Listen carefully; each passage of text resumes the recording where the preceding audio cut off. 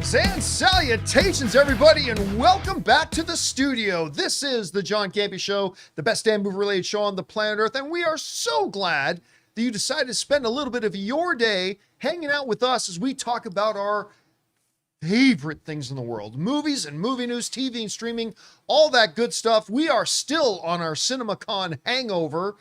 Rob, it's another CinemaCon in the books.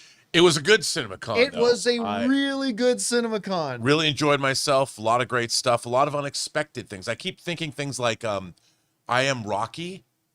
Remember that? Rocky. Nobody was talking about that. Well, we're going to get to some of our favorite stuff from CinemaCon just a second. I am, of course, joined by Robert Meyer Burnett. Hello. And good to see Jonathan Voico again. Haven't seen you all week. I'm just glad I remembered how to do the intro. Yeah, I'm not going to lie. It's been a little rusty for me this morning. I come crawling my ass in here at like 7 this morning, and I'm like, how do I do this again? But yeah, so it's been a little bit weird, a little bit off, but we are, of course, back in studio.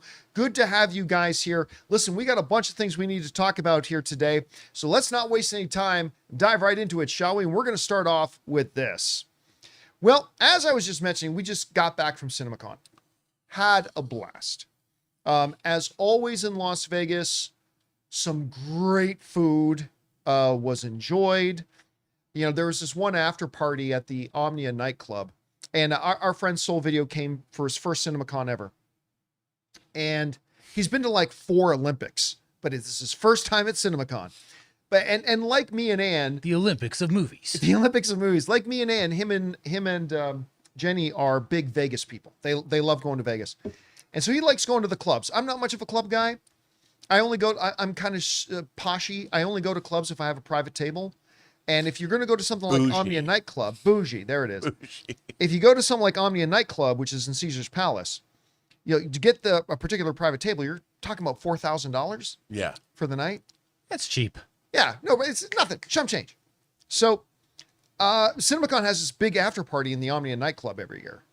And we had a private booth, and like Soul is sitting there, is like, this would normally be like $4,000. I'm like, yeah. He goes, and it's open bar. I'm like, yeah. He goes, every time I would get a drink, it'd be like $35. I'm like, yeah. And then it was fully catered. That's one of the great things about CinemaCon is there's an after party every single day, and they're all fully catered, and it's all open bar. I don't drink, but everybody else enjoyed themselves and partook. So it was a good time. But that's not why we went. We went to see the studios present some really cool stuff about movies and everything that are coming out this year. And they showed us a lot. I counted well over 100 projects that got talked about and discussed. So I thought we would take a little bit of time here and just discuss briefly our 5 favorite things that we saw at CinemaCon this year. Now, listen, like I said, there was probably well over 100 projects, and I liked a lot of them. Like, I liked a hell of a lot of them, but I don't have room for everything on my list. So I'm going to mention a few honorable mentions here, then I'll get into my top 5, okay? So my honorable mentions are, I'm going to start off with what Rob was talking about. I Am Rocky. Wow. For those of you who don't know, it's a movie. We talked about this on the show a few months ago, and I thought it sounded like a weird kind of project, but it's a bio movie about Sylvester Stallone getting the first Rocky movie made. Sheesh, they nailed the dog. Oh, my dude, they nailed everybody. By the way, the guy playing Rocky is the guy that plays Al Pacino in The Offer. In The Offer. Oh, yeah. One of the other great making of dramatizations. Very good. This guy, man, he could do Rocky. Like he was great. The girl they got playing Adrian, perfect. I mean, it looks fantastic, guys. And it's not just because they look like the roles. Who cares about that? Yeah. It looked great. So that's one of my honorable mentions. Another honorable mention is the Clayface trailer. I think we both really loved what was really. The Clayface trailer was very surprising. Mm-hmm. The tone of it was very Cronenbergian, and Cronenberg's always been one of my favorite directors. Early Cronenberg, yes. Before M. Butterfly. I mean, James Gunn did tell us a long time ago it's going to be a body horror movie, right? And that's fine. So you're thinking comic book movie with a dab of body horror. No, this is a horror movie. Yeah. A body horror movie. So anyway, so Clayface. Also, I want to mention the Spider-Verse footage. Always good to see. This one was Beyond the Spider-Verse, Beyond the I believe. Spider-Verse. Yeah. And so Lord Miller came out, showed us a bunch of Beyond the Spider-Verse. That looked great. And this stuff never disappoints. I cannot wait to see this movie. One of my big surprises of the year, and I kind of gushed about it while we were at CinemaCon, but they did a full screening of the new animated film, The Forgotten Island. And because the movie is so far off, half the movie wasn't finished. So like half the movie is all the animation. And then some of the movie is literally just like these models that move around a bit and the lips don't even move as the character. Yeah, but they showed us the full story. And even without all of it being finished, it's one of the most special animated films I've seen in a long time. And I cannot wait for this thing to come out in theaters. So honorable mention to Forgotten Island. Another honorable mention goes to the greatest of all time, the GOAT, Steven Spielberg. Did a presentation for Disclosure Day. My interest in this movie continues to go up and up and up and up. And you know, Steven Spielberg himself did like a 20-minute Q&A there, which was really good with Coleman Domingo. Coleman Domingo, yep, that was great. Another honorable mention goes to Jumanji 3. Listen, I love the first Kevin Hart, Dwayne "The Rock" Johnson, Jack Black, Karen Gillan Jumanji. I love the first one. I thought the second one was pretty good too. I enjoyed the second one. Sure. But I haven't had high expectations for this third one. The presentation for Jumanji 3 changed my mind. I'm like, I am really down for this. Like, I can't wait to see this now. I'm excited to see Jumanji 3 because of the presentation. And then the last honorable mention I'll give here was they straight up showed us the first 17 minutes of The Mandalorian and Grogu. Like, at first they said, we're going to show you the new trailer. Oh, great. And then they showed us the new trailer. I'm like, okay, that looked all right. That looked all right. And then Jon Favreau comes back out on stage like, yeah, I hope you enjoyed that trailer. Well, now we're going to show you the first act of the movie. It wasn't the full first act, but they gave us the first 17 minutes of the movie. And I got to say, you know, I've been skeptical. I've been skeptical of Mandalorian and Grogu. I still don't know that a lot of people are going to go see it. But I've always said, as long as it's Jon Favreau, I'm going to hold on to some hope because it's Jon Favreau. And I got to say, the first 17 minutes of it were pretty damn good. That was the best from my standpoint in Burbank, not in Las Vegas. That was the best marketing I've seen for that. And I actually got... You're talking about the new trailer? The new trailer at CinemaCon. Right. That was the best marketing they've done. Yeah, I think the new trailer was the best thing, but the first 17 minutes was okay. Now, I don't know. Maybe the first 17 minutes are good and the rest of it's crap. I don't know. But I got to say, I really like the first 17 minutes. So my honorable mentions go to I Am Rocky, Clayface, Spider-Verse, Forgotten Island, Disclosure Day, Jumanji 3, and Mandalorian and Grogu. Okay. Those are a lot of honorable mentions. Man, I did, but there's over 100 things. It was hard for me to narrow it down too much. And, you know, there's a lot of things I didn't mention. So anyway, let's get into our top 5. My number 5 was the Odyssey footage. You know, first of all, it was the prologue stuff that we've seen in front of Project Hail Mary, the whole Trojan horse scene, which again, seeing it on a big screen is just awesome. But they intercut that then with a bunch of other footage we've never seen from the Odyssey before. And I got to tell you, man, having Christopher Nolan come out on stage and talk about how like Matt Damon, you know, was our leader. Matt Damon led this shoot. He led this movie.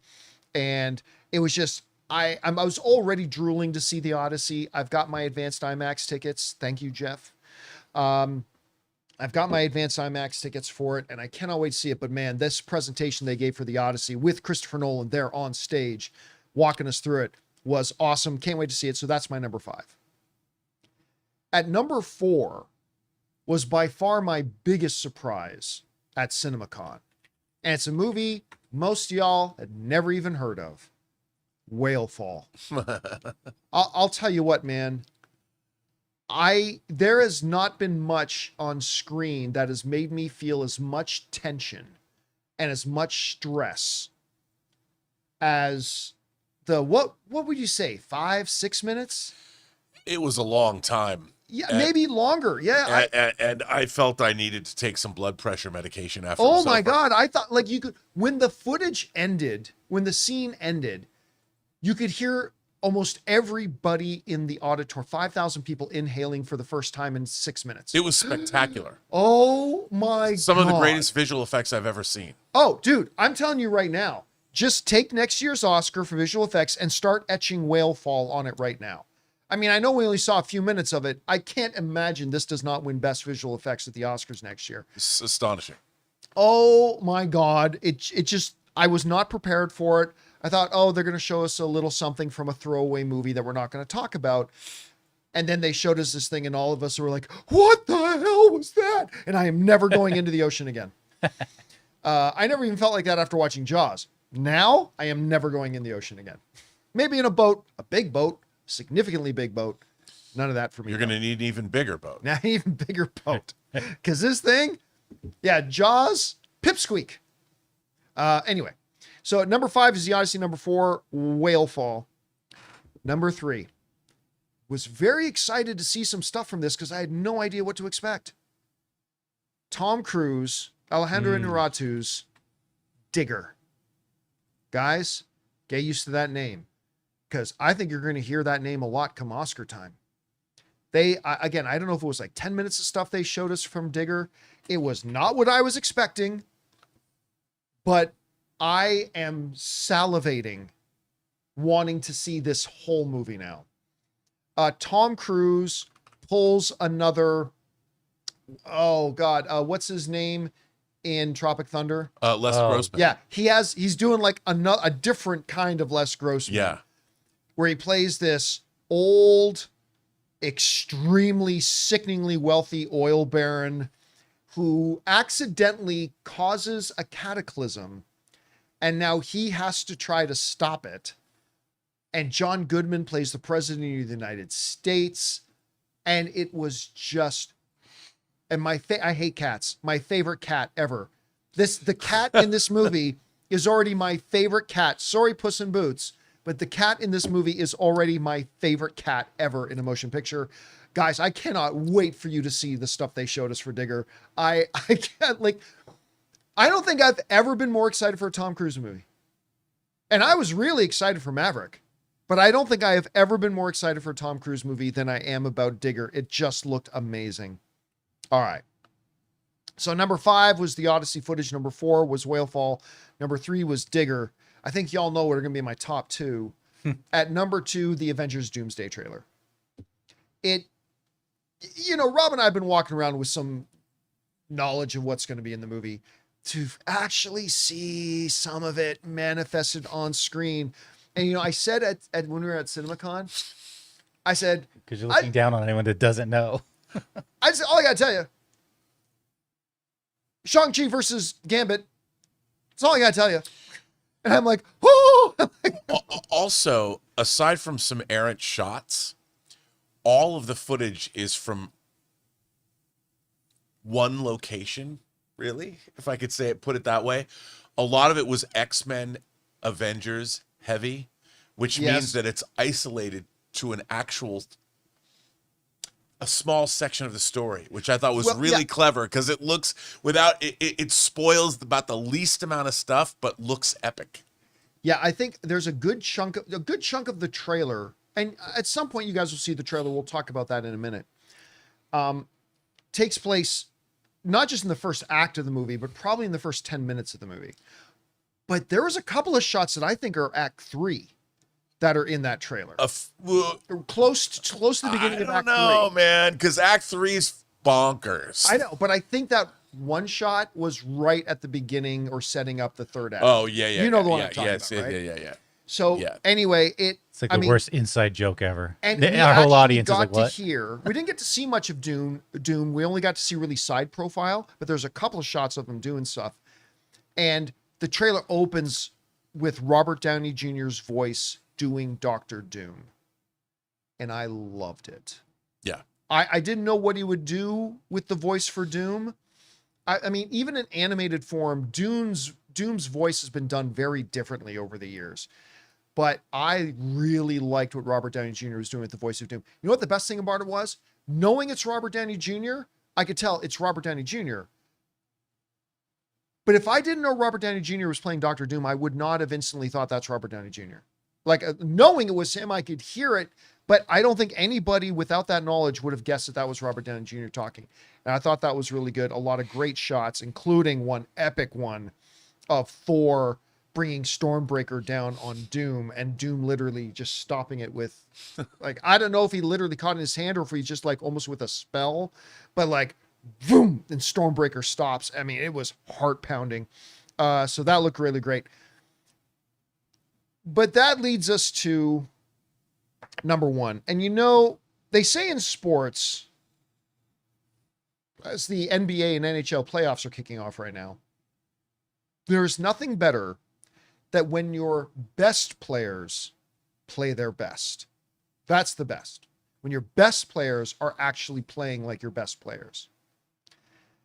I went into CinemaCon. Obviously, my number one most anticipated film of the year is Dune 3, because I think Dune 2 is the best movie of the last 10 years. Rob got to meet Denis Villeneuve this weekend. That was definitely a highlight. And so did Cody. That story with Cody was great. Cody got a hug. I didn't Cody get a got hug. a hug from Denis Villeneuve. But obviously going into this year, Dune 3 is my most anticipated film. And it's real nice when your most anticipated film ends up being the best thing you see at CinemaCon 2. And I'm not just saying that because it's my most anticipated. Guys, they showed us the first 8 minutes of Dune 3. The first 8 minutes. And the best way, I think, I can't remember if it was Soul or Cody or you or me or Ann. I can't remember which one of us said it. But like the best way to put it is that it's the opening of Saving Private Ryan, only on another planet and far more intense. Which doesn't sound like a statement that's even humanly possible. But, oh my God. They were playing this thing. Remember I talked about how intense the whale fall stuff was? Mm-hmm. Like when those guns come out, it was even more intense. It was like I'm like, ah! And it was just, I don't know if they'll ever going to release the first 7 minutes online for people to see. You might have to wait till you see the movie for it. But, I hope they don't, because seeing it with the presentation that we got to see it, and with that razor sharp sound and I mean, those movies, the Dune films have my favorite word, verisimilitude, that other movies, other fantasy and science fiction films just don't have. Yeah. And this was, I mean, once again, I felt this way when I saw the first Dune. They clearly, it's not Arrakis, it's another alien world that the Fremen are. It's part of Paul Atreides' conquest of the Landsrat. And how many years later? 17 years? 17 years later. Although I'm not convinced that the beginning, that what we were seeing is 17 years later, because this is part of the, I think this is how they open it, and then they're going to go like 17 years later or whatever. But you know what it is? The scale of it. You know, it's one thing to see like the Death Star in Star Wars, but this is scale on a personal level when you're seeing humans in relation to these other things. And it's so out of the realm of our lived experience on Earth. It's so fearsome to look at. Like these guns are kind of like the alien weapons in Spielberg's War of the Worlds. Oh, yeah. You're just vapor. You just, and it, I mean, I sat there with my jaw just jaw the whole time. I mean, the way that they shoot these movies, I mean, it really feels like you're in a real place, looking at real soldiers 10,191 years from today, getting their real guts blown out. Oh my God. Because you're so close and you have that massive sensor on the camera right there, so you just feel like you're like standing there. It's just, no one else has ever done this in the science fiction filmmaking realm. Only he has in these Dune movies and in Blade Runner 2049. It's just like you, spoiler alert, it's my number one thing as well, because I had no idea what to expect, like what they were going to show. And it wasn't that. Yeah, I was not expecting them to show us like the first 8 minutes of the film. Okay, so again, in my top 5, at number 5, The Odyssey, at number 4, Whalefall, number 3, Digger, at number 2, Avengers Doomsday, and at number 1, the Dune 3 footage. Rob, what were your five favorite things you saw? A lot of them are similar to yours, but I want to start with some honorable mentions being horror. There was some great horror stuff. Look, I do not get excited for Blumhouse horror movies anymore because they disappoint me. I used to love Blumhouse horror movies, but now they did show a movie that I had never heard of, starring Jessica Chastain. And as you know, redheads can do no wrong. A movie called Other Mommy. Which at first I thought was a joke. I did too. They just bring up on the screen Other Mommy with Jessica Chastain. It feels like a Saturday Night Live spoof trailer at first. So that's what I'm thinking. Other Mommy. And I'm like, oh, it looked mean. It looked surly. Because like horror needs to be mean. It looked great. And then there was one scene, there's that quick pop of her twisted underneath. Under the table? Unbelievable. It was unbelievable. Looks like a period piece. That trailer online? I don't think so. Okay. But I can't wait for you guys to see this It just trailer. appealed to me, and I'll watch anything Jessica Chastain's in. But there's a series, the Evil Dead Burn trailer they showed. Now, it's not the Evil Dead Burn teaser that's in front of the Mummy now that they showed. This was a whole different trailer. And again, so mean-spirited, so Evil Dead, so awesome, and I loved it. And then getting a glimpse, not a big glimpse, but a tiny glimpse of a Robert Eggers werewolf that comes out next Christmas. Yes. You know, I'm just like, it looked like a cross between The Witch and Nosferatu, you know, and again, just the atmosphere. So the horror things that we got, but those three were absolute standouts to me. You know, another thing that I really loved in my top 5, I have to add, I don't know where I'd put this, probably, I have to add The Social Reckoning. Aaron Sorkin came out. I am a huge, I really believe that The Social Network and The Big Short, and as an editor myself, I can't stop watching those movies. I can't help but watch how they're cut, how they intercut, they play with time, they break the fourth wall, well, at least Big Short does. I love The Social Network. I love it, love it, love it. I swear to God, I've seen it 100 times. I don't know what that says about me. So I was really dubious. Like, Jeremy Strong's going to play Mark Zuckerberg. How good did he look? Aaron Sorkin comes out, and you know, this is I loved his first feature Molly's Game that he directed, and I'm a also fan. with Jessica Chastain. You know, I love The West Wing as sort of a fantasy. If they made a Star Trek show set in Washington D.C., it would be The West Wing. So I'm a huge fan of his. But this movie, I didn't know what to expect, and they used the Trent Reznor, Atticus Ross score. You know, the dun dun dun. You know, they use that music, and so it's really a sequel. It truly is. Different cast, but a sequel. Love that. You know, I absolutely love that. But like you, my other, and then I brought up I Am Rocky, but the whale fall, that blew me away too. Like with you, I had heard about it. I knew that 20th Century Studios was making it. Based on a book. Based on a book, the Daniel Kraus book, Kraus. But like you, John, my stomach was in my throat the whole time. I couldn't believe it. And I'm an ocean guy. I love swimming in the ocean. I love to scuba dive. I never want that to ever happen. Nope. I'm never going in the ocean again. I'm just like, I had no problem when I was 8 years old seeing Jaws. I was not scared of the ocean. This, I never am going to go in the ocean again. I mean, it was beautifully done. I mean, just the way it was done. I wish there was Cinefex magazine around so I could figure out how it was done. But you know, the other things that I love, like you, Digger was a huge. It was something that was coming out of left field, but I had no sense of what it was. Like, what is this? It was not at all what I expected, and certainly, you know, Tom Cruise comes out with Inarritu, and they were. And I love his film so much, and the two of them teaming up seemed like such an incongruous match.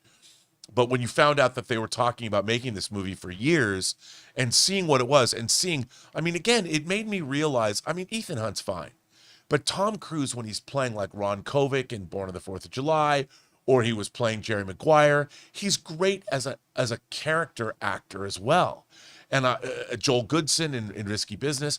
But to see this, and Inarritu said he throws himself into it, I mean, to watch him get immersed in this role, That was crazy. it was crazy to watch. And that's what, that's what CinemaCon's really good for. And of course, look, I love the Dune 3 trailer. That was the thing that blew me away the most. And I did love the Avengers Doomsday trailer. It was great just to put faces to words on a page.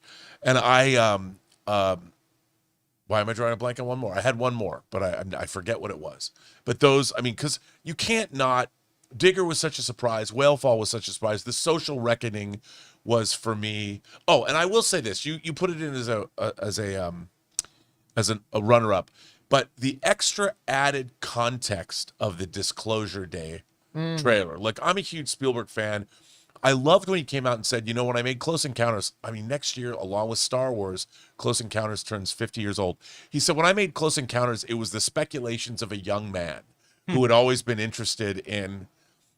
But he said, out of his own mouth, that Disclosure Day has a lot more truth in it than fiction. And I'm like, I don't know if he really believes that, but count me in. And the extra shots that we saw, I mean, flat out gray aliens. So good. And it was the first time we got a sense of the story. Right. Like, right. so Of all what the is stuff actually that Spielberg showed to us, it was like, okay, now I get what the story is. And that final shot of the reindeer, whatever the deer, whatever it was, coming around on it's looking over the little girl's face, and it morphs into the gray alien, right? Come on, man. This is like catnip for me. I'm like, since I was a little kid reading UFO books. Like Mandalorian and Grogu, I'm still not sure how many people are going to go see it. But it's I'll see it twice. By the way, there is a film I totally forgot to mention. That should have been on my honorable mentions. Wild Horse 9. Oh. With John Malkovich. I had already seen trailers for that. Sam Rockwell. Saw the trailer, but they showed us a bunch of extra stuff. Oh. And it looks so good. That film looks incredible. I was already hyped for that. I mean, but the stuff they showed just amped my enthusiasm. It goes to 11 now. All right, guys. Well, we talked about that a lot longer than I anticipated, but that was some of our favorite things that we got to see at CinemaCon. I'm sure we're going to be referencing all the stuff we saw at CinemaCon for the rest of the year. But there you have it. Is there anything you were most interested about that came out of CinemaCon? Let us know down in the comments below. All right, guys. That down. Let's talk about this, shall we? Well, you know that they showed us the Avengers Doomsday trailer at CinemaCon. Twice. Yeah, they showed it twice. They came out and said, should we play it again? You know what? I don't think they were prepared, because I think they were expecting a bigger response from the audience. I think what they forgot is they're not at Comic-Con. Right. They're not in an auditorium filled with kids and kids at heart people who are just going, so smart, right? It was executives. This is a 5,000 room of executives and owners and whatever, and general managers. So they played the trailer and it got a great response. But then they came out, do you guys want to see the trailer again? Which they've done at Comic-Con. But anyway, they played it for us twice. And what I kind of thought, going into CinemaCon, I remember we talked about this. I thought, my prediction was they would show us the trailer and then release that trailer online. And then they would show us some footage from the movie wouldn't get released online, which a number of the other films did too, and something that Marvel has done quite often. Oh, I was wrong on both counts. They did show us the trailer, but they did not release it online. And I was really kind of shocked because, we finished the Disney presentation and we went back to the room. And one of the first things I asked our audience was, hey guys, have they released this online yet? And everybody's saying no. And I'm like, what? I really thought they would have dropped it. Then I kind of thought maybe they'd drop it by the end of the day, and they did not drop it by the end of the day either. And so, and as of right now, we still have not gotten the Avengers Doomsday trailer made available. Now, the trailer they showed us is clearly not a just made for CinemaCon trailer. Right. This was a commercial trailer. They're going to release this trailer. But the question, like folks at Games Radar here are asking, is when? Some Marvel fans think it's going to be sooner than later. When trailer? Some people think it's going to be much later. Whatever. When are they going to drop this trailer online? Because I'm excited for everybody to see it. I think there are two main possibilities. Number one, at the latest, I think it'll be with Spider-Man Brand New Day. I mean, I think that's July. I know. That's End of July. That's the latest. And after Comic-Con. Yeah. There's actually three options. I should add in a third. So, number one, I think at the latest will be Spider-Man. Number two, the second latest, I think will be Comic-Con. When they can come back out on the stage and say, "You want to see it again?" And get the reaction they were probably hoping to get from the CinemaCon audience. So absolute latest, I think they're going to drop it is with Spider-Man Brand New Day. Although there's a good chance Spider-Man Brand New Day will launch the second trailer for Avengers Doomsday. But even then, it's still a ways off. The second latest, I think it'll be Comic-Con. And the third option is any day now. Right. Honestly, the third option is any day now. And that maybe they're thinking behind dropping it at CinemaCon, which is not a fan event. This was just them showing it to the audience. And it's not even the audience, it's showing it to their theatrical partners. That maybe the strategy behind dropping it there and letting their theatrical partners see it and let buzz spread about it, and then waiting a couple of days instead of just a few hours, is to spread out the buzz. My guess is, I think by this time next week, it'll be online. I don't base that on any insider information. Nobody has told me this, but I believe through pure fan speculation that their strategy was to, they were going to show it to their theatrical partners at CinemaCon and then let that buzz be there. And then just wait a few days, a week, whatever, 9 days, 10 days, and then drop it online to kind of spread out. Instead of all the buzz happening all on the same day, drop it once, get everybody talking, then drop it to the world, keep them talking. So 3 options: Spider-Man, Comic-Con, any day now. I think it's going to be any day now. Rob, what about you? Can I ask you a question? Yes. Did you think the trailer was good? I did. I have to say, the jury for me is out. Really? I want to see. I mean, sure, I loved seeing it. It was so much fun to watch and all that. But in terms of selling the movie itself, as to what I thought they undersold, how I believe how good this movie's going to be. And you know that trailer they had where there was an idea. There's that audio montage of everybody talking about the Avengers. That trailer got me more, and that was a teaser trip. Yes. And it was an announcement trailer. Yeah, that was yeah. it. Yeah. And I loved that trailer.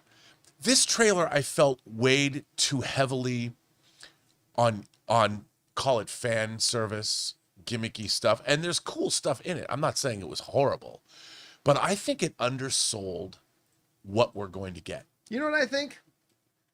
I think you are in a fog of war of knowing what's in the movie. Because Perhaps. Everybody that I talked to, including Soul and Cody and everybody else who has no idea about what's in the movie, Right. and who were able to watch this trailer cold, they lost their minds over. Yeah, that's good. They thought it was I'm great. glad. I mean, maybe that's it. But anyway, like with you, to answer the question, I think they're going to release it in the next couple weeks. And if they don't, it's going to be in front of Mandalorian and Grogu. I mean, what's the release date on that? May 22nd. 22nd? Yeah. See, I don't think I think you're right. I think that's another viable option. Yeah. I don't think they're going to wait that long. Some people in the live chat are saying, oh, they'll release it at D23. Dude, that's like, isn't that August? Yeah, that's really Yeah. late. Yeah, they ain't waiting until August. I mean, no, especially after this is out, there's no reason. I mean, look, it is going to get people talking, and everybody's going to watch it a zillion times and see what they can make of it. But I do think it's going to come out sooner rather than later, unless they're going to make a different kind of a trailer. They're going to refine it more, Right. because it I don't think it did a good job, I should say, showing the actual scope of how big this movie actually is. First trailer. I know. First, and I think for a first trailer, what you want in a first trailer, when you're not giving story away in first trailer, you're not doing that kind of, you just want these little buzzy moments. And I think Shang-Chi fighting Gambit, like Channing Tatum as Gambit fighting Shang-Chi, boom, right up there. Mystique fighting Yelena and morphing into Yelena, boom, right there. Thor bringing down Stormbreaker of Doctor Doom, yeah, boom. And then the end of it. Yeah, the end of it. It's not possible. Hey, buddy. And Thor seeing Captain America. I mean, for a first trailer, I thought it kicked it through the uprights. I really did. I mean, listen, I am like you.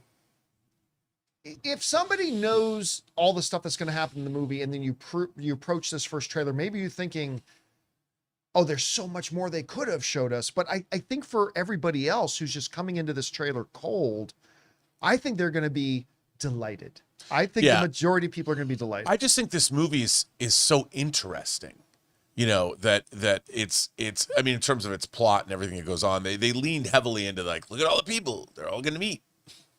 There's going to be problems. So yeah, but that's what every comic book crossover does. Oh yeah. You know, so I guess you're right. I mean, it's classic.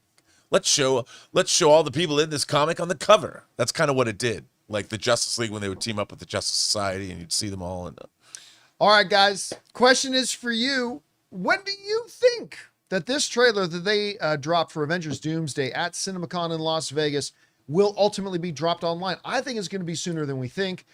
But who knows? Maybe they could wait until Mandalorian and Grogu. Maybe they could wait until maybe even as late as Spider-Man or Comic-Con. Who knows? But I think it's going to be soon. Whatever you guys think, jump down into the comment section below and let us know your thoughts. All right, guys. With that down, let's move on and talk about this, shall we? You know, it's no secret, man. I love Deadpool. I've loved it from the first movie. I don't think the second one was as good as the first, but I was wildly entertained by it nonetheless. And oh my God, did I love Deadpool and Wolverine. I loved it. I even got the old Deadpool and Wolverine, the Deadpool special aviation gin bottle right here, sitting in my desk. I love Wolverine. And everybody knows that Ryan Reynolds is my favorite movie star. I don't think he's Daniel Day-Lewis. I don't think he's the greatest actor, but he's my favorite movie star. Dwayne Johnson's my second, so on and so forth. Good Canadian kid too. Really like that. Well, gosh, I want to say maybe about 4 or 5 months ago, I was talking to Reynolds, and we were talking about Deadpool a little bit, and he was telling me about 4 or 5 months ago that he was writing something for Marvel, and it was going to involve Deadpool, but that Deadpool would not be the lead. Deadpool would not be the lead. And he told me at the time, and I had mentioned this to you, Rob, back then. He had told me at the time that what he believes is that Deadpool doesn't play best as a lead. Like, absolutely should have done Deadpool, Deadpool 2, Deadpool and Wolverine, but he really sees Deadpool as being most effective when he's a B-level character in something, part of an ensemble, right? Now, I never said anything publicly, but I can tell you all that now because now Ryan Reynolds has said this all publicly. Right. As this comes to us from the folks over at Variety, talking about the future of Deadpool, where Ryan Reynolds said to Variety this: I have some stuff kind of written, but I don't think I am ever going to center him again. Ryan Reynolds said, revealing Deadpool's life as a big screen main character might be over as far as Reynolds' iteration of the character is concerned. He is a supporting character. He is a guy who is great in a group. And I love what he says here. Speculation has run rampant on social media that Reynolds will be back as Deadpool in a secret role in Avengers Doomsday, although the actor has downplayed such rumors. Reynolds said in an interview with THR in December of 2024, and I love this comment, that he'd love for the character to cross paths with the Avengers or the X-Men without joining either group. This tells me he understands Deadpool better than anybody, because he says this: if he becomes either an Avenger or an X-Men, we're at the end, Reynolds said. Deadpool works so well appearing with the X-Men and Avengers, but he always needs to stay an outsider. His ultimate dream is to be accepted and appreciated, but he can't be accepted. His coping mechanism of deflecting shame through humor works only when used to pave over his many inadequacies. And if and when he does become an Avenger or an X-Man, we're at the end of the journey. I love that. I love that. So look, would I love to see a Deadpool 4? Absolutely, I would. But I also think, I still think one of the hardest laughs I've had in movie theaters in a long time was in Deadpool and Wolverine, when he's standing in the TVA and they give him the pitch about joining the main timeline. And he says 1 minute, and he turns around. It's a fourth wall break. He runs back to the camera and says, like, "Fuck you, Fox. I'm going to Disneyland." Like, I still think it's one of the funniest lines I've heard in a while. But I don't think he's wrong when he says he's probably going to be at his most potent as a supporting character. I really do. I think he's going to be an exceptional supporting character. Now, I'll tell you right up, specifically what Reynolds is writing, he did not tell me, and I did not ask. But again, this is like probably a good 6 months old now at this point. So anyway, Rob, question for you. Do you think it's the right decision for him to start moving Deadpool back into like a supporting thing? And what do you think about him mentioning that I don't think I'm ever going to do a straight up Deadpool 4? And I don't know, what type of project do you think this is that he's writing right now? Well, first of all, I do think he's right about that, because, you know, what's interesting about Deadpool and Wolverine is that Wolverine's story was very serious. You know, it was sort of a redemption story. All the X-Men on that particular iteration of Wolverine's planet were dead. You know, he was a broken man, essentially. And his story remained dramatic, and it had a dramatic arc, even though he's with Wade, you know, and all this insanity is happening around Wolverine. But it allowed that sort of Deadpool is sort of Wolverine's mischievous conscience. And there was something that was going on there that was really interesting. Whereas if Deadpool is too front and center and he's like that all the time, it would detract from Wolverine's actual character arc in that movie. I think that's why it kind of works. And I think it's a great example of what Reynolds is talking about. If he went back, like I think the first Deadpool film is a marvelous movie. And I think that it's a great character study. It's a great comedy. It's a great superhero film, and it's a great action movie. And it's a great rom-com. Yeah. It has all of those things working for it. It's kind of a perfect distillation of his character, and it works on all of those levels. And front and center in that movie, because it's sort of a schizophrenic film in terms of what genre it's in moment to moment, totally works. Because Ryan Reynolds can skate between those sort of genre definitions really easily. In Deadpool 2, there was still the ensemble, but Deadpool was leading that ensemble. You know, it wasn't like he was subordinate. Ryan Reynolds knows he's with Hugh Jackman, and people want to see Hugh Jackman, so he could step aside when need be. And so I think he realizes he's seen it work. I mean, when you surround Ryan Reynolds, you know, when you've got Wesley Snipes and you have Channing Tatum and Jennifer Garner. It's fun. It suddenly becomes, and his presence makes those other actors even more fun. Yeah. And that interaction. So I think the fact that he, like you said, that he understands that is great. And I don't know what he's going to do for the next Deadpool movie, but there's so many things, especially in the comics, that he can draw from where he is part of a team. It could be really, really interesting. Some people are thinking like an X-Force. Yeah. So you could do something like that.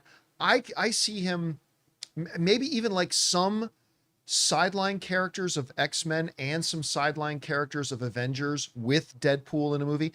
Listen, one of our viewers, I love it, but I got to tell you why it wouldn't happen, named Connor the Red in the live chat, says Deadpool and Spider-Man would break the box office.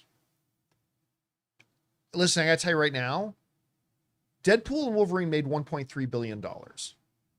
Deadpool and Spider-Man would make $2.3 billion. But here's why it would never happen. Because you either have to completely neuter Deadpool, or you'd have to put Spider-Man in an R-rated film. And I don't think Marvel's going to do either of those. Yeah. It's okay to neuter Deadpool a little bit when he's a secondary background character and he's in 15 minutes of the film, 20 minutes of the film, as opposed to an hour and a half of the 2-hour film. But so I agree. I think Spider-Man Deadpool makes $2.3 billion, but I don't think they can make it. Well, you were mentioning like X-Force.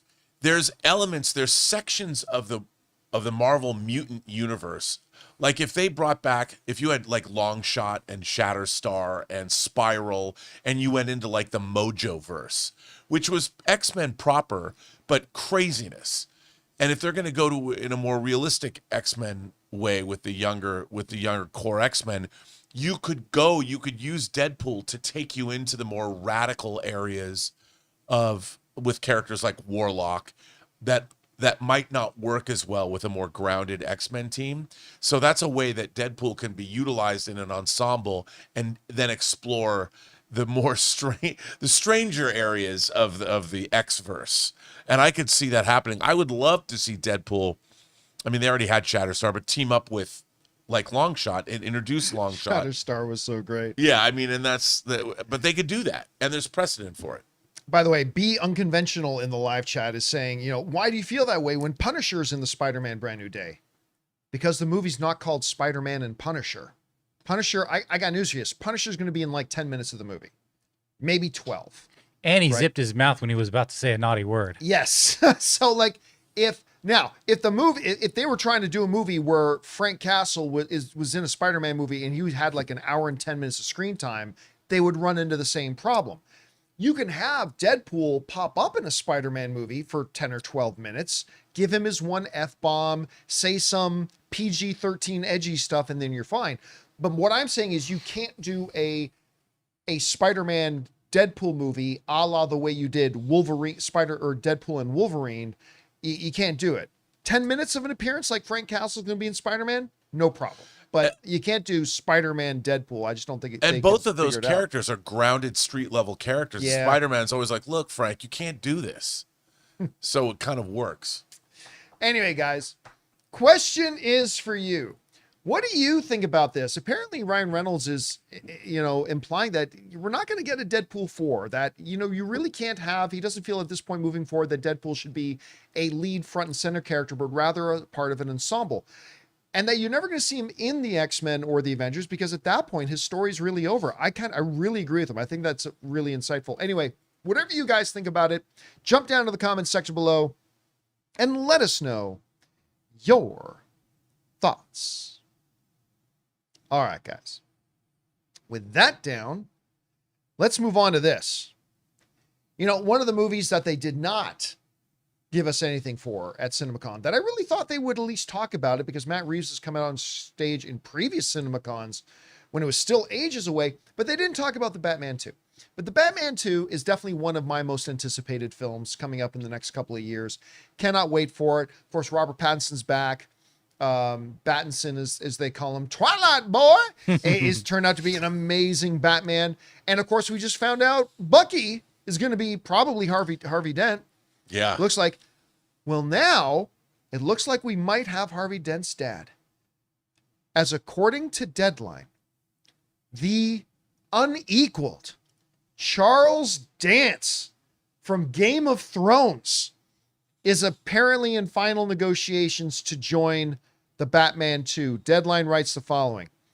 After playing Tywin Lannister in Game of Thrones, Charles Dance has found a new family patriarch to portray, as sources tell Deadline that the Game of Thrones actor is in talks to join DC Studios' The Batman 2. If a deal closes, he would join Robert Pattinson, who is set to reprise his role as the Caped Crusader in the upcoming sequel that Matt Reeves is writing and directing. DC Studios had no comment on Dance joining the picture. This guy is just one of those handful of guys in the entire business that when they come into a scene, all attention is just drawn to that. He brings a charisma and a presence and, dare I say, a power when he walks on. Like even in the new Frankenstein movie, Guillermo del Toro's Frankenstein movie, like when he comes on as Victor's dad, it's like he owns it, like everything. And man, the power. One of my favorite scenes in Game of Thrones, and it only works because of Charles Dance. There's this great scene in Game of Thrones when the small council is happening. And King Joffrey comes in. And he starts getting a little bitchy. And Charles Dance is like, I'm the king. And Charles Dance says, no true king needs to say, I am the king. And then the king is tired. Take him to his room. Like he's talking to a guy who could, like, it doesn't matter. But only an actor, I'm not saying only Charles Dance, but only an actor like Charles Dance can take that scene and just command it and make it work. And I can already, listen, maybe as Harvey Dent's dad, if he is going to be Harvey Dent's dad, that's the speculation. Maybe he's somebody else. Maybe he plays a totally different kind of character. Maybe he plays a softer character, a gentle character. Maybe, could be.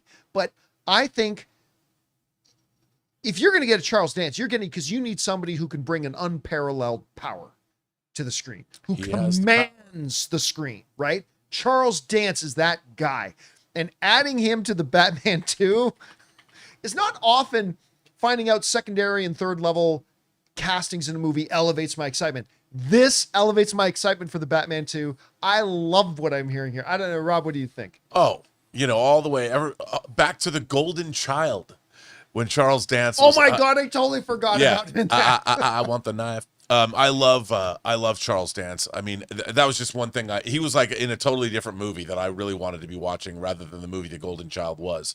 But Charles Dance is always, he's amazing. And I love him. He brings a gravitas. It also made me realize or think the fact that we're now having the entire lineage of Harvey Dent, because isn't Scarlett Johansson playing Harvey's sister? Or wife? Or wife? I haven't really. So are we going to get a little Court of Owls in this too? Is Charles Dance? I think so. I do too. No insider information. No one said, no one said anything. But that's what I'm saying. Charles Dance would be great for that. But, there are these British actors. I mean, obviously, Alan Rickman was an actor like that. Jeremy Irons is an actor for me like that. There is something that the Brits have that nobody else around the world has. And maybe it's because it's that royal lineage. It's just, and maybe it's because I've always believed that people with English accents are smarter than Americans. But he has that thing, whether he's going to play a villain. I'm surprised he never played a Bond villain.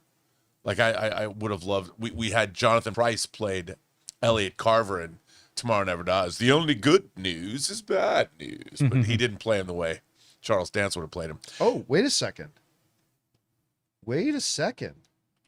So Variety is saying that Charles Dance is going to be playing Condiment King. I'm kidding. I'm joking. Sorry. I couldn't resist. Please continue. It's a shame. It's a waste. It would have I've completely lost my train of thought. But I've said my piece. I'm a big fan of Charles Dance. Can't wait to see him. Yeah, I love this. If this all kind of pans out. Anyway, guys, question is for you. What do you think about Charles Dance joining the Batman 2? I cannot wait. Whatever you guys think, jump down to the comment section below and let us know your thoughts. All right, guys. With that down, let's move on to this. Obviously, one of the most anticipated films of the year is the Odyssey, and they showed us a great presentation with Christopher Nolan himself out on stage there right in front of us talking about the Odyssey. They showed us some great footage from it. Everybody's excited about it. One of the things that a lot of people speculated about, though, understandably, is, how long will the movie be? Christopher Nolan likes his long films. And could this win? I remember, when we talked about it a few months ago, some people writing in guessing it was going to be over 3.5 hours, going to be whatever. Well, even though the final picture is not locked, we've gotten an idea about the runtime from the producer of the film herself. And the Odyssey, all we know for certain is that it will be under 3 hours. It will be under 3 hours. This comes to us from the folks over at MovieWeb, who write, despite the long runtime, Oppenheimer also became a major box office success, grossing over $975 million worldwide at the box office. The Odyssey is equally expected to draw massive crowds and is shaping up to be one of the biggest cinematic events of the year. But audiences will not have to sit quite as long through Odysseus's mammoth trek, as the runtime for Nolan's adaptation starring Matt Damon has been confirmed to be under 3 hours per Deadline, when the exact count has not been finalized because the film is still in post-production. Producer Emma Thomas guaranteed, she said, I guarantee it will not be over 3 hours. All right. Now, I already saw some conversations going on online expressing disappointment that it's not going to be over 3 hours. To me, I've never understood that mentality. Every movie, longer does not equal better. I'm sorry. It doesn't. Shorter does not equal better either. Although I've seen a lot of movies that could have used 15 minutes trimmed out. Every movie has a right runtime for that movie. Sometimes that's 90 minutes. Sometimes it's 2 hours. Sometimes it's 3 hours. Sometimes it's 3 hours, 15 minutes. And the reality is Christopher Nolan is going to make this film to be the right length for this film and this story. If you just start adding fluff for the sake of fluff, then it just drags the pacing down. I love the first Batman. I love Matt Reeves as the Batman. What's my one criticism of it always been, though? I love the movie, but I've always said, like, probably could have sliced 10 to 15 minutes out of it just to give it a bit better, crisper pace. Not everything in it was necessary to be there, but whatever. So I myself, I wouldn't have blinked if Emma Thomas came out and said, the movie's 3 hours and 20 minutes. Then I just simply would have thought, well, then that's the runtime Christopher Nolan thinks it needs to be. And if we find out it's 2 hours and 45, then that's what it needs to be. If it were any shorter, it would be less of a movie. If it were any longer, it would be less of a movie. I just trust Christopher Nolan that he understands what's best for it. So am I a little surprised to hear it's going to be less than 3 hours? I am. But does it bother me or give me any indication about the quality or lack thereof of the movie? Absolutely not. Anyway, Rob, you heard now, hearing from the producer of the film, it will be under 3 hours. Does that surprise you? And does it give you any other kind of indication about the film?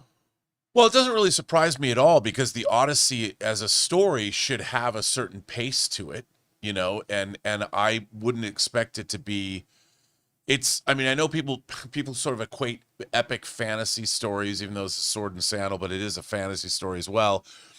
Now everything's like equated to Lord of the Rings, but this isn't that, you know, and as you see, it's probably a lot more fast paced. But the thing is, John, movies as we know them, and I say Hollywood movies, I'm not talking about foreign cinema, is a little different. Like a Bela Tarr movie or a Tarkovsky movie is not expected to have the kind of pace or right. structure. Yeah. American Hollywood movies have as a baseline, a 90-minute to 2 hour structure. That's your baseline. And, you know, if you want to make an 85-minute horror film or a comedy, that works too. But if you start going beyond, and we know this structure because we've had it for 100 years, to go beyond, to go longer, it's all about having a compelling story that still will exist at the pace of a 90-minute to 2 hour film, but stay as engrossing. Christopher Nolan is a filmmaker. Look, Oppenheimer, when I watch Oppenheimer, that movie whips by. It's a long movie, but it whips by. Yeah. You're like, wow, because he understands pace and he understands how to make movies. It's all of his movie understanding is born out of that Hollywood paradigm, that Hollywood structure. I don't think it matters when you have a filmmaker like Christopher Nolan, who's proven himself time and time again that his movies are predominantly over 2 hours long. But he comes out of indie cinema where he made Following, he made Memento. He knows how to make films that are engaging to an audience. And that's all that really matters. But I never expected the Odyssey to be over 3 hours long. 3 hours is a long movie.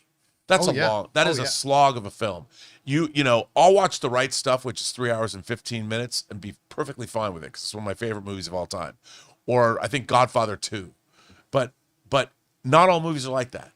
Christopher Nolan has the power to make a film in whatever way he wants to make it.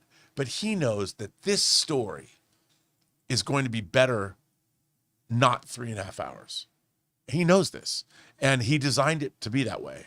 He might have it contractually obligated to be shorter, but if you look at what we've seen of the Odyssey already, I'd be exhausted. You know, watching that scene they've shown at CinemaCon, that's a pretty cool scene. You'd be out of breath if that's the tone of that movie for 3 hours long. By the way, I'm so glad you brought up pacing, because while at CinemaCon, I did talk to somebody from Universal. And the only thing they mentioned to me about the Odyssey was it's an insane pace. They just said this movie moves. Yeah. So I'm like, okay, all right, sign me up. I'm excited. Anyway, guys, question is for you. What do you think about this? The producer of the Odyssey is guaranteed that the runtime will be under 3 hours. Now, does that mean 2 hours and 20 minutes? I'm guessing it's probably going to be around the 2:45 mark. But does that disappoint you? Does it, like, to me, really not mean anything at all? Whatever you guys think, jump down to the comment section below and let us know your thoughts. All right, guys. With that down, we need to talk in a second here about Avengers Doomsday and the re-release of Endgame, and something that may be a little concerning that one of the Russo brothers just said. But listen, before we get to that, there are a number of other things going on in the world of movie and television news that we don't have time to talk about in depth, but we want to make sure you guys are caught up on it. So this is a little segment that we call In Other News. And we're going to start off with a movie they did preview for us at CinemaCon, which is Toy Story 5. First up, it's time to head back to the toy box. We've just gotten our first look at the massive wave of merchandising hitting shelves for Toy Story 5.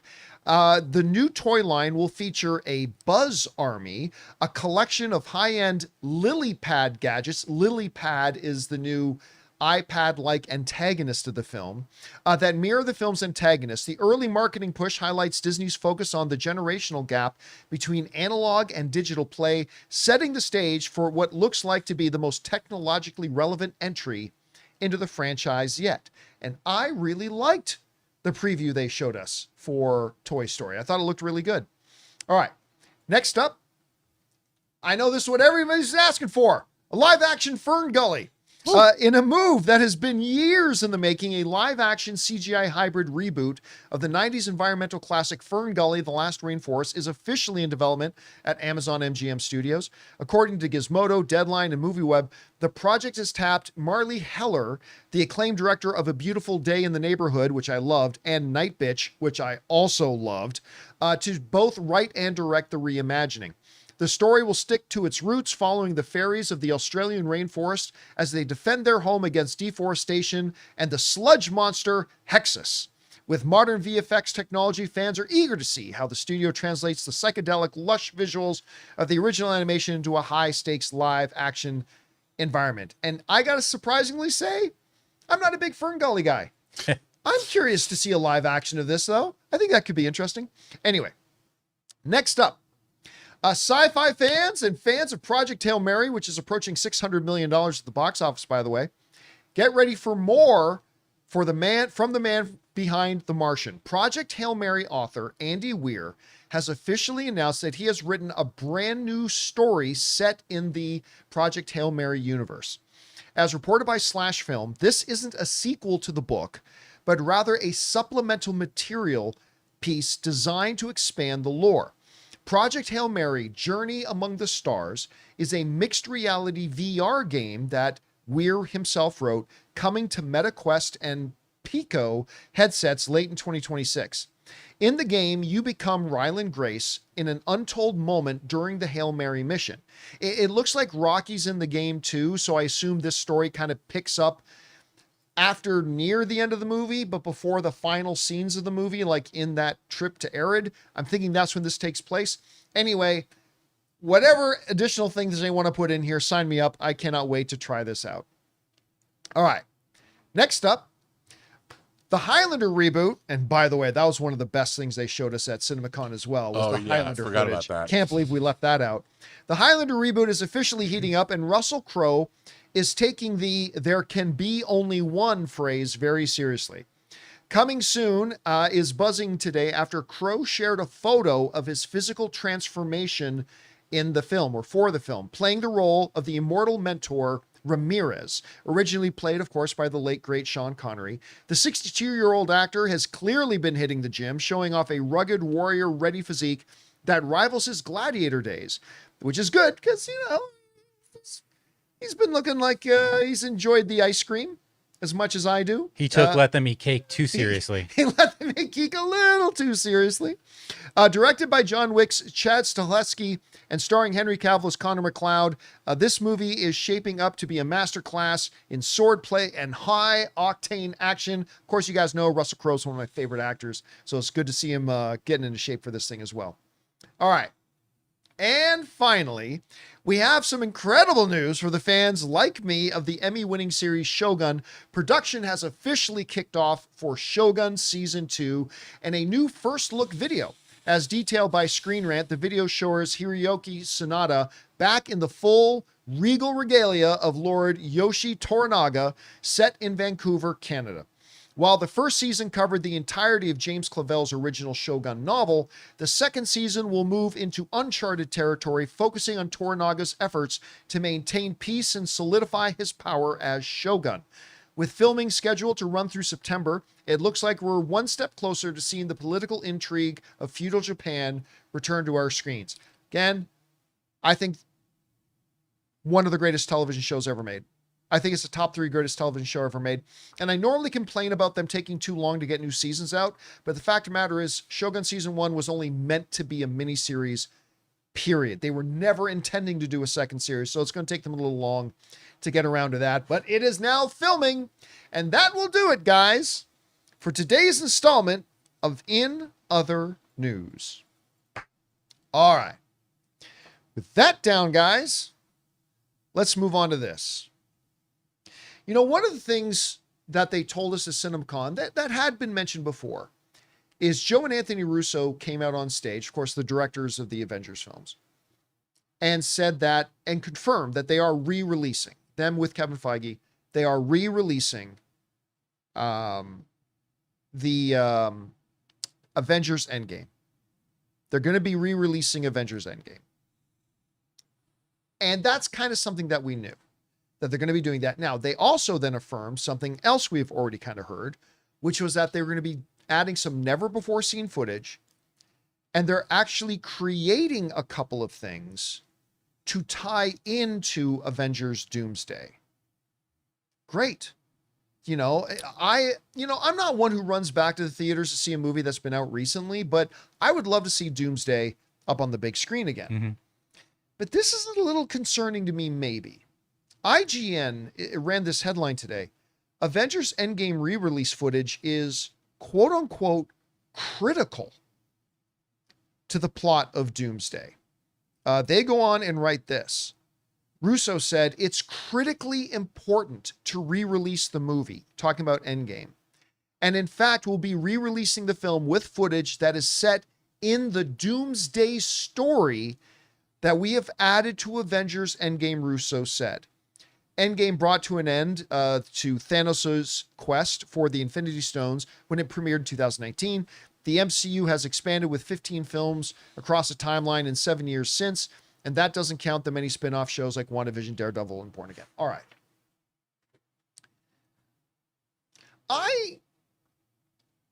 Normally, I'm not the type of guy that wants to run out to the theater again to see something I've already seen in theater a bunch of times, and something that's available to watch at home now. But Endgame is one of the films that I would. I don't also mind the idea of adding extra footage into it as a special little treat for coming out to see the movie. I don't mind that either. Here's where I get a little bit iffy. Saying that what they're putting into the new stuff they're going to put into Endgame, and by the way, this might be 5 seconds, 50 seconds, 5 minutes. I don't think we're talking 15 minutes, but who knows? By saying that what we're putting into this re-release is critical, That's not cool to me. Depending on how they're approaching that. If they mean it's critical in the sense that, oh, guys, if you're going to go see Doomsday, then you have to go see the re-release of Endgame. You're not going to get what's happening in Doomsday, because there's something that happens now in our re-release of Endgame that will make what's happening in Doomsday understandable. I love Joe and Anthony Russo. If that's what they're talking about, fuck you. That's, and again, this might not be what they're talking about. So I'm just saying, if that is what they're saying, and I don't know that it is, but if they're saying, oh, you want to come see Doomsday? Well, be a shame if you didn't understand what was happening in the first act. You better cough up the money, make sure that we get ahead of Avatar as the highest grossing film of all time for Avengers Endgame. And you make sure you come out and see our re-release of Endgame, or else it'd be a shame if you didn't understand what was going on. It'd be a shame if you weren't ready for Avengers Doomsday. You have to come out. If that's what they're talking about, and we don't know that they are, then that's fucked up. That's Bush League. That's pathetic. That's weak. And it's the type of thing that would make me want to go, fuck the MCU. Fuck Kevin Feige. Fuck Disney. Fuck Marvel. Fuck you if you're going to do some bullshit like that. Oh, you motherfuckers. Now, that being said, I don't think that's what he means. What I do think is definitely there's going to be footage that definitely ties into Doomsday. I think there's going to be footage put in there that understanding Doomsday is coming is going to kind of elevate the experience of watching Endgame again. But I don't believe actually for a moment that what they're saying is, oh, you simply won't understand Doomsday unless you come see this. Because let's be honest here. Couple things. They're not putting in 15 new minutes. It's not like it's going to be 4-hour movie cut of it or anything like that. Secondly, I think they understand, they know the way the internet works. The moment this movie drops, whatever that new thing is instantly going to be online. So I think they understand that as well. So, I mean, in principle, the idea of adding something a little bit new that will complement Doomsday coming and just makes it feel like a more cohesive flow, just flowing from Endgame into Doomsday, I think that's a great idea. I think that's really good. If it were like a 6-minute exposition piece where somebody fully re-explains a different understanding of, why am I freezing on the name of the word of two worlds coming together? Incursions. If they're totally changing the definition of incursions, that is the only, you have to know this in order for the movie to work. Well, then that's Bush League and that's weak and I would lose all respect. But I don't think that's what they're doing. I think they mean by critical, I think he's just selling it. Yeah. I think he's just selling it. And listen, I said from day one when they first, it must have been 3 or 4 months ago that we talked about this, that there was some whispers going around that they were going to create a new post-credit scene for the movie to make it flow into Doomsday. I thought that was a great idea then. I think it's a great idea now. But I also 100% believe that whatever they're doing, you and I don't have to go to the theater to watch the re-release of Endgame in order to then go watch Avengers Doomsday. And not to mention, it'll probably be on Disney Plus, this new version. Oh, you're 100% right. They'll probably a week after it's been in theater, maybe 2 weeks, they'll probably just drop it on Disney Plus anyway. So I get it. I've seen the discourse online already of people getting a little bit mad at the idea of making it prerequisite homework in order. And I would 100% agree with you. It's just that I don't think that's what they're doing. So anyway, we'll find out. Rob, you read about this. What do you think? Well, in Doomsday, in the movie, as it was conceived and shot, they do revisit Endgame in that movie. They do. And I was thinking that in order to bring down the running time, there's ways they could add that back in, into Endgame. But I know what they're going to add. You want me to tell you what they're going to add? Yes. Okay, now just to be clear, I'm going to say this. You are speculating. This is complete 100% speculation. Now, I think that they might add a few other things, perhaps during the funeral sequence, like a scene where one particular character that we like has a farewell moment with Steve Rogers before he gets onto the platform to return the Infinity Stones. I guarantee you, in my own mind, if you think about it, in Endgame, there are different versions of Thanos. The 616 versions of Thanos, because we've got the 2012 version of Thanos that they battle at the end, and the Thanos that snapped his fingers and ruled the galaxy. There's also a Thanos from What If.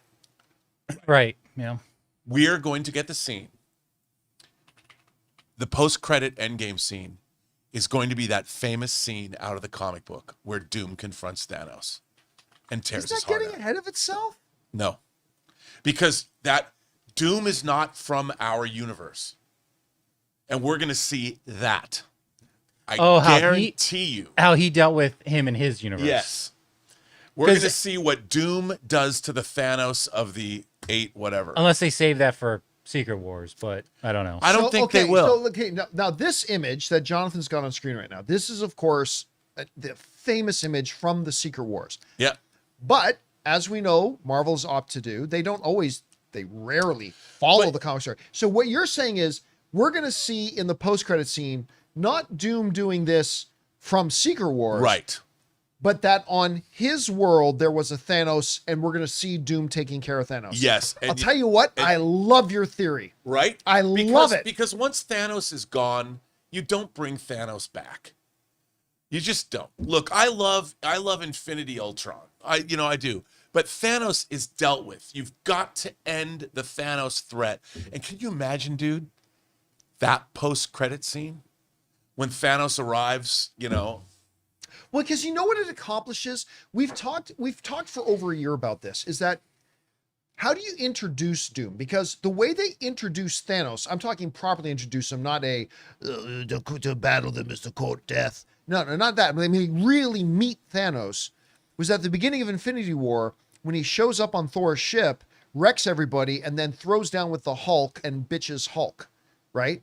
And so we were like, how do you got to do something like that with Doom to kind of immediately establish that this is the baddest guy in Cell Block B. Yep. And some people suggested, well, have him fight Hulk again, but you already did that with Thanos. I kind of like the idea of him showing up, maybe not showing his power, but showing his meanness and maybe killing Tony Stark's kid. Because that would be like, ooh, that would be like a oh my God moment. But the idea of doing a post-credit, introducing him in a post-credit in Endgame, where on his Earth, the camera, the screen goes black, comes back, Earth, and you see Thanos battling whatever, and he's got an Infinity Stone, and then Doom just rips out his spine. That accomplishes that. Yep. And it's what they've done in other movies. You set up what's going to happen. And then and what's going to be more interesting about that is how Doom later moves forward through Doomsday.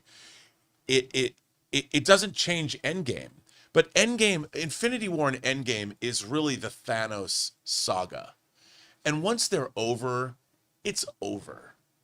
He's done. And this is a way you get to it because it's multiverse and there's different versions and that and the other thing. And it immediately, plus it's just fun. Yeah. I see some people in the live chat saying, well, what about showing Doom taking out the Kangs? Well, there's two reasons why that doesn't work. Yeah. Reason number one, and maybe the most important one, is that Kang's a pussy in the MCU. He sucks. Like, we saw him die 3 different times, all pathetically. Yeah.